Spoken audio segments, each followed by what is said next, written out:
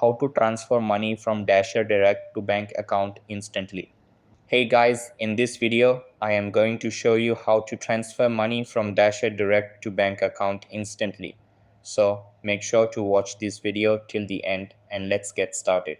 So the first thing that you want to do is open up Dasher Direct app on your mobile and make sure it is updated to the latest version available.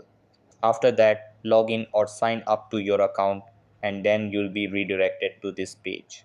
So what you need to do is tap on more in the bottom right corner. Next, tap on move money. Accordingly, tap on move money to someone where you can add your bank account. Then tap on add recipient bar. Enter bank details, then tap on send now. So that's how you can transfer money from Dasher Direct to bank account instantly. That's all for this video.